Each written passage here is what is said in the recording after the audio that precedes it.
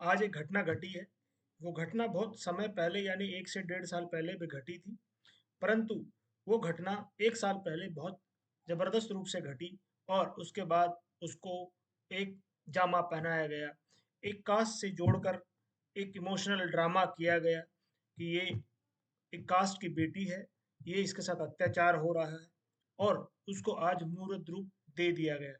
जी हाँ, मैं बात कर रहा हूँ विनेश फोगाट और उनके जीजा यानी कजिन सिस्टर के हस्बैंड बजरंग पूनिया के कांग्रेस में शामिल होने, कांग्रेस का पट्टा पहनने की। ये प्रक्रिया पिछले डेढ़ साल से चल रही थी। ये सारी प्रक्रिया इसी की अंतोगत्वा यही आनी थी, यही कांग्रेस के दफ्तर में आकर इनका पट्टा पहनने पर पूर्ण विराम लगना था।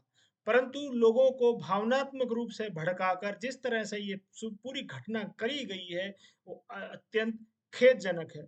अभी कुछ दिनों पूर्व मैंने एक वीडियो बनाया था जिसके ऊपर मैंने लिंक्डइन पे और बहुत सारे माध्यम पर डाला था, जिसमें बहुत सारे लोगों ने मुझे ट्रोल करने की कोशिश की, मुझे भला बुरा कहने की कोशिश की। तब भी मैंने कहा था कि मैं रिसर्च करने के बाद ही कोई बात कहता हूँ।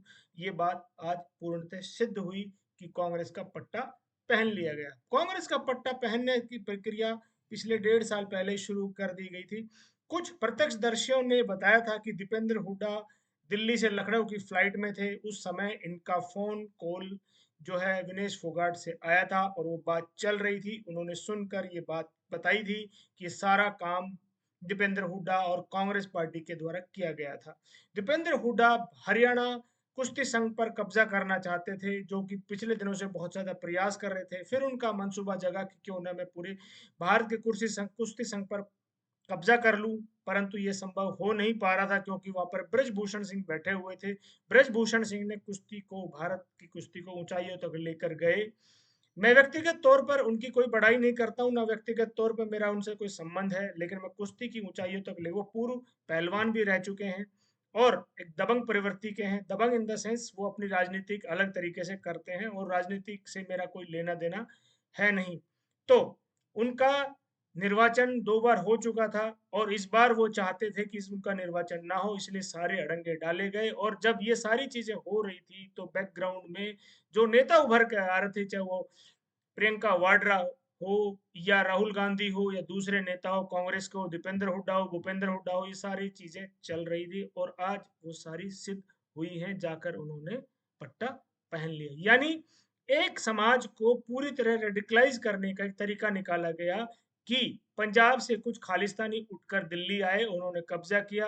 कुछ खालिस्तानी अर्बन नक्सल्स ने मिलकर दिल्ली को चारों तरफ से घेरा और भारत में इस तरह के माहौल पैदा करने की कोशिश की, किसान आंदोलन, जबकि वो खालिस्तानी आंदोलन था, क्योंकि किसानों का उनका कोई समर्थन प्राप्त नहीं था। हाँ, एक जाति विशेष को हरियाणा में रेडिकलाइज करने का पूरा प्रयास किया गया और वो रेडिकलाइज हुई भी।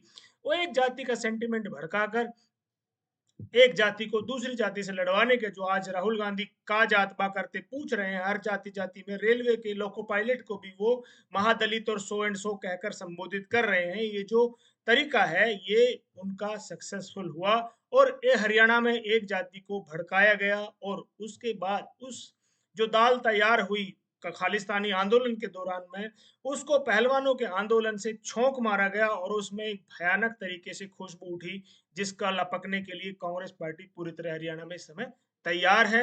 परंतु मैं ये देखना चाहता हूं कि आने वाले इलेक्शनों में कि जो इस तरह का ये इमोशनल ड्रामा करके समाज को गुमराह करने के लिए बेटी के नाम पर जो गुमराह किया गया था कि बेटी की इज्जत, अब वो बेटी की इज्जत कहाँ गई? अब बेटी की इज्जत की रक्षा कौन करेगा? क्योंकि ये तो कांग्रेस पार्टी में शामिल हो गए। ऐसे ही आज साक्ष्य मलिक का भी बयान आया कि वो लोग कांग्रेस में शामिल हो रहे, वो भी मल्लिकार्जुन खड़गे से मिलकर उनके घर से निकली थी, यानी वो भी टिकट के प्रयास में थी। जब खालिस्तानी आंदोलन के जो मुख्य द्वार है सिंघू बॉर्डर पर, वहां पर अभी कुछ दिन पूर्व 5-10 दिन पहले मेडल ना लाकर खाप ने जब उनको मेडल पहनाया, उसके बाद वो बॉर्डर पर पहुंची, तब पत्रकारों ने पूछा कि आने वाले समय में इलेक्शन है, आपका क्या रुझान है? तो उन्होंने कहा कि मैं राजनीति से दूर रहती हूँ। उन बातों को 10 से 15 दिन भी नहीं हुए, आज जाकर कांग्रेस का पट्टा पहन लिया। यानी 10 दिन पहले जो व्यक्ति कह रहा था मैं राजनीति से दूर रहता हूँ, वो व्यक्ति आज जाकर कांग्रेस का पट्टा पहन लिया। ये उसी दिन समझ में आ गया था कि अब ये राजनीति बहुत शार्प तरीके से टर्न लेगा, जब दीपेंद्र हुड्डा ने एक जबरदस्त तरीके से हारी हुई 3 बार के ओलंपिक हारी हुई महिला खिलाड़ी को दिल्ली से और उनके गांव बलाली तक स्वागत करते हुए लेके गए। तो वो स्वागत नहीं था, वो कांग्रेस का एक प्रचार रैली थी जिसमें बताया गया कि हम खिलाड़ियों के साथ हैं, जबकि ये कहा गया था कि इन खिलाड़ियों को आप राज्यसभा क्यों नहीं भेजता। बहुत सारे पूर्व खिलाड़ी यानी इनके ताऊ ने भी कहा था कि जब कांग्रेस का शासन था तब गीता बबीता को राज्यसभा क्यों नहीं भेजा गया। कैसे बहुत सारे सवाल हैं जो कि इनका उत्तर कभी आपको मिल नहीं पाएगा, परंतु जो आज एक समाज को भड़काने के लिए सारी राजनीति की गई, उन सभी से मैं निवेदन करना चाहता हूँ कि कृपया भड़कने में ना आए, अपने दिमाग अपने विवेक का इस्तेमाल करें, और ना समझ में आए तो हमसे संपर्क करें माध्यम कमेंट्स के माध्यम से, ताकि हम आपको सही जानकारी पहुंचा सकें। और समाज का हित को देखते हुए किसी दूसरे व्यक्ति को ट्रोल करने से पहले ये सोचें कि क्या व्यक्ति सही है या गलत है। निर्णय आपके ऊपर छोड़ता हूं कि आज ये फैसला जो हुआ है या जो आंदोलन एक मूर्त रूप में आज पहुंचा है, वो सही है या गलत है। एक समाज को किस तरफ ले जाने की प्रक्रिया थी, उसको रेडिकलाइज करने की जो प्रक्रिया थी, वो क्या ज्यादा रेडिकलाइज होगा या डी रेडिकलाइज होगा, ये निर्णय आप पर छोड़ता हूँ। आपसे निवेदन है कि वीडियो को पूरा देखिए, लाइक शेयर सब्सक्राइब कीजिए, ताकि सभी लोगों तक हमारी आवाज पहुंचे। वीडियो को पूरा देखने के लिए बहुत बहुत धन्यवाद। जय श्री राम, जय हिंदू राष्ट्र।